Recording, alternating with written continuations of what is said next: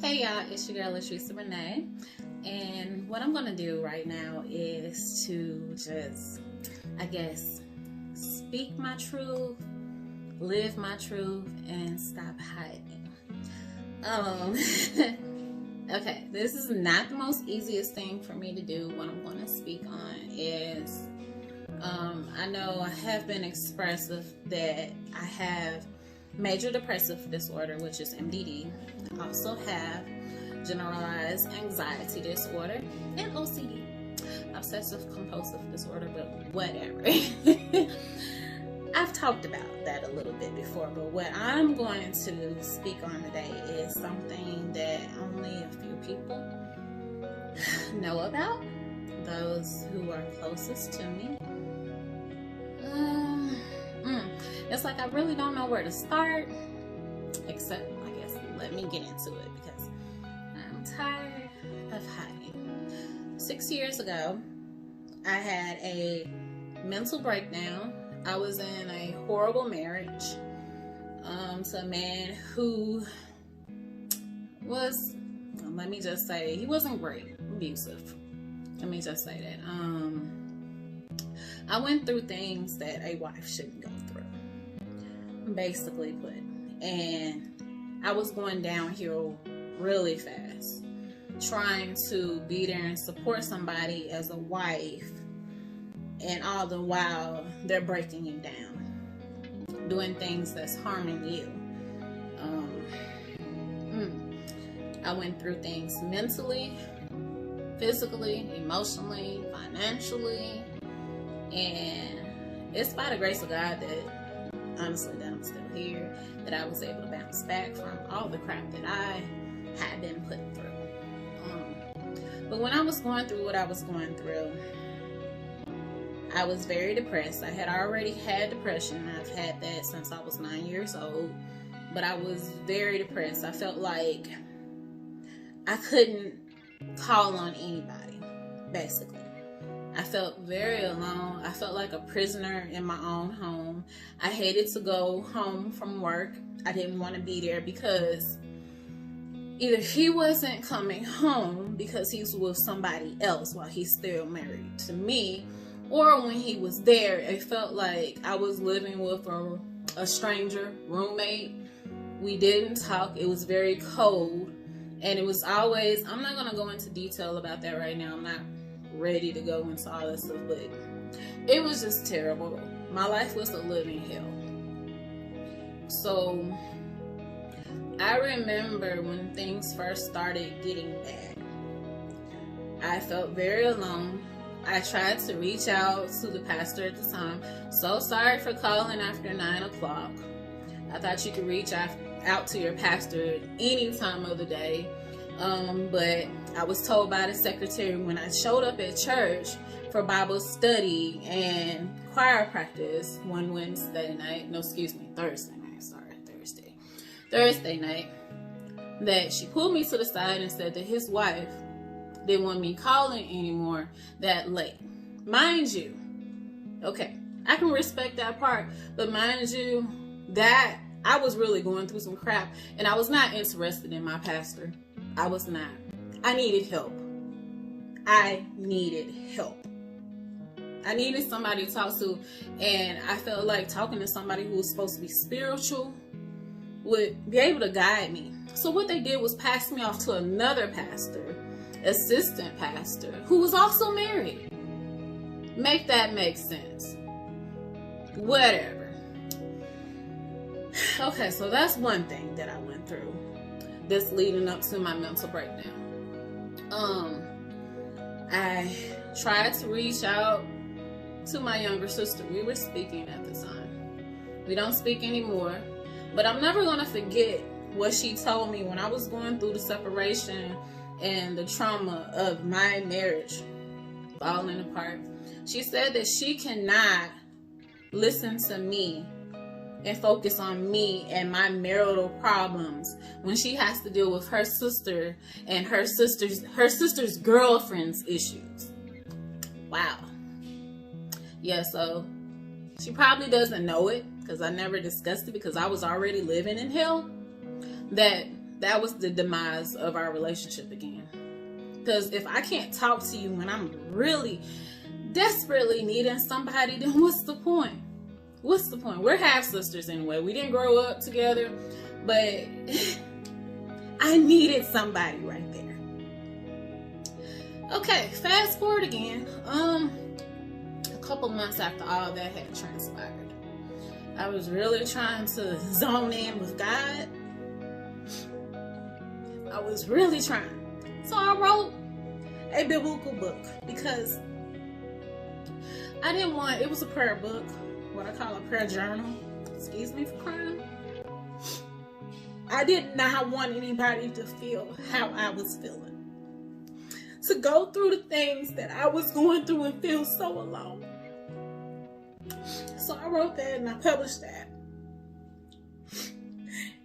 A few weeks later, I remember being at church with a friend. And I was trying to hold on. I had been missing choir practices and all that stuff because I may not have the best singing voice, but I love to sing in a choir. I had been singing in a choir since I was 7 years old. But I had showed up for something at church. It was a Saturday. And I remember looking out the window. We were in the kitchen. And she told me that I was running from God. That wasn't it. I wasn't running from God. I was trying to get help. And then I didn't want to be around a lot of people if I was feeling like crap myself. I was trying to get help. That really hurt for somebody to tell me that I'm running from God. I wasn't running. So it was probably like a couple weeks later. I was in church. It was a Sunday. I'm not going to say the date. Of course, I remember that like it was yesterday because I will always have the scars. Both physically, mentally. Well, excuse me. Not even both. Mentally, physically, and emotionally. I will always have these scars, but me speaking my truth, I'm trying to get it out there because I'm tired of hiding. So it was a Sunday. I'm going to post in this video the Saturday before where I looked like I was happy because I was out at an event. My cousin in Memphis, she had, I think it was like a art gallery showing an art buying. She had an event going on and she offered for me to sell books there. So I have a picture where I'm smiling and it looks like everything is fine with me when I was dying inside. I was dying inside. But I will post that picture to show you that depression is real. And feeling lonely and that you're by yourself is real. But the next morning, I remember getting up, getting ready to go to church, had to sing in the choir. And my ex-husband, he was in the kitchen ironing like he was going to church. You know, something that I had been praying for because I'm thinking like, you know, God, we're married, I'm trying to be a good wife. Let us go to church together, blah, blah, blah. We barely said one word to each other. He didn't come to church with me. He went with somebody else to another church. But whatever. So I remember being in the choir stand, just feeling like, you know what? What is the point? Why do I keep trying? Why am I even here? That's how I felt. My depression was so bad and I was in such a dark place. Like, I've reached out to people for help. Where are they? Where are they? So, I was feeling really alone. Felt like I had nowhere to go. And I just remember leaving out that choir stand. Barefooted. I had my shoes in my hand, purse in another one. And I left out the choir stand barefooted. And I remember walking through the halls. I remember somebody standing in the lobby in the corridor. He didn't stop me. I know he saw I didn't have any shoes, but whatever. He didn't stop me. I went out to the parking lot barefoot, got in my car and thinking like, you know what, this is it. I can't deal with life no more.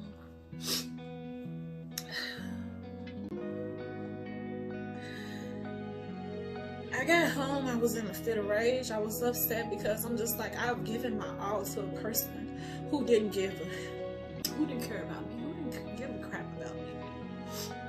I've went through all this stuff and trying to hold on, and I was like, what's the point? In a fit of rage, I threw things. I was there by myself, of course, but I threw things around. I do remember that much. And the next thing I know is that I guess I blacked out.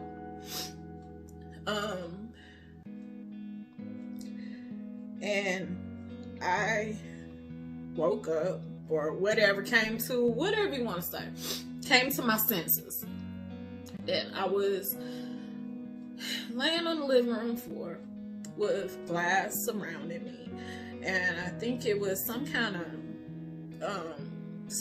like, I had some kind of pretties because it was colored glass, and I used to keep candles in it. So whatever that was laying around me,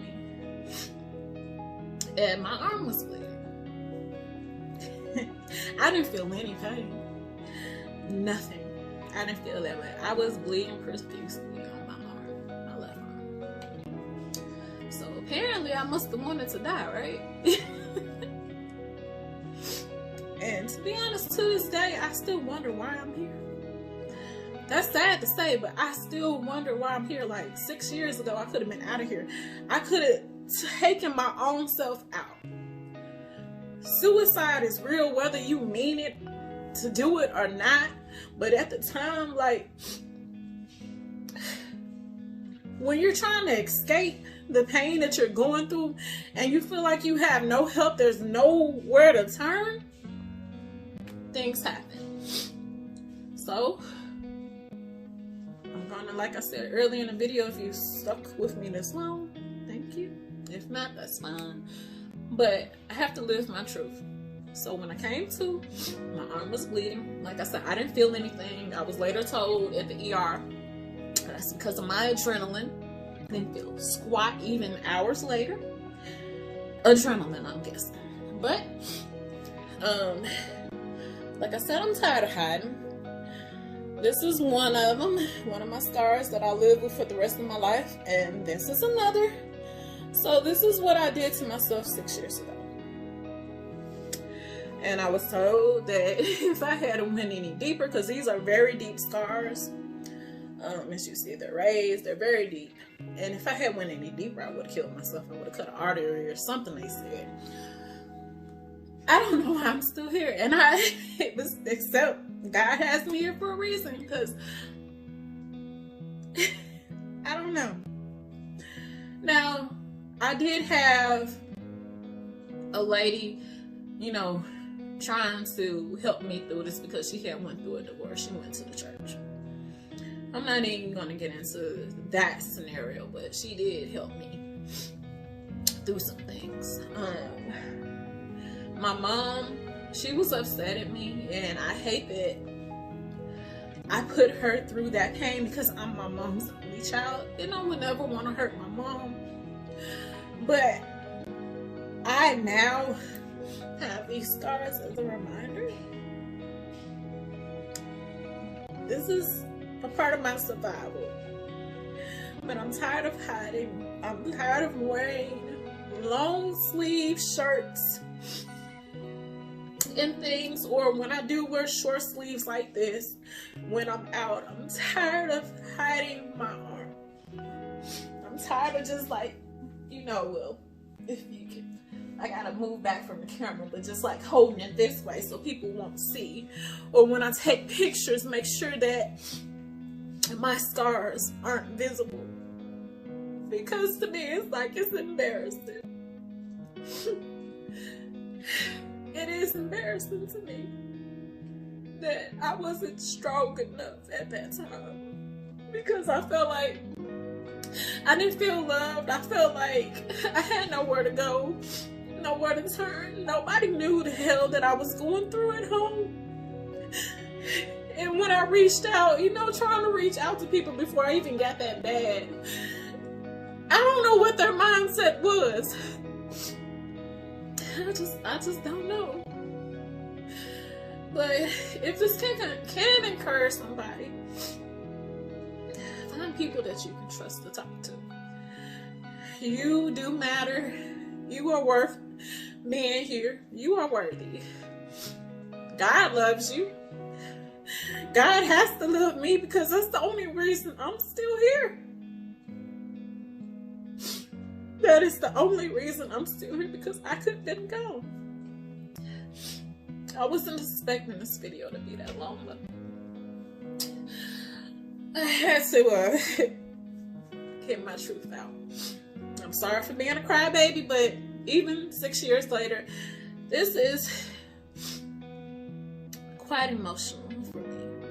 But I do thank my boyfriend for giving me strength to talk about this, and my friend Jack for giving me encouragement to speak on this, because a month ago I shared my scars with him. I am tired of hiding. And when I say I have depression, it's not a crutch. I'm not lying. I'm not seeking attention. It's real. And I really wish that that stigma would go away, that people think they're playing. People don't be playing. People don't be playing. And then, I guess what really gave me encouragement to just go ahead and speak my truth, to learn that a 18-year-old girl, freshman at Tennessee State University, 2 days ago committed suicide because she felt like, I guess maybe she had nowhere to go. I hurt for her. I hurt for her family, because I know how that feels. So if you think somebody is putting on, or that they're down and stuff, stop thinking it's about you. Depression is real. It's not a joke. If somebody is asking for help, help them. Talk to them. Sit with them. Take them somewhere so they can get out of their head. Take them somewhere so they can get out of their head. Because that's where it is. It's mental. It's mental. And 6 years ago was the most darkest time in my life. But I survived. I'm still here. And I don't know if I'm here to help somebody else or not along the way. I don't know, because I have never shared this story of my scars with a lot of people. Just the folks close to me. I can name on one hand. But now I'm sharing it with the world, because like I said, I'm tired.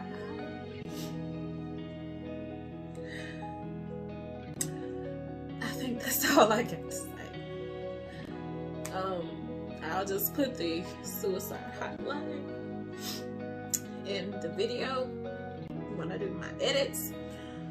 But yeah, depression is real. And one thing I can say, if you're in a relationship that is abusive, it doesn't matter if it's physical, mental, emotional, they're gaslighting you, whatever. Get out. They don't love you. My ex-husband didn't love me at all. And one day I would tell my whole story about that. It's like I did a story about even after he saw my scars, what he did. When they were still fresh with the, I had the stitches in them. But yeah, thank you for listening. Be blessed.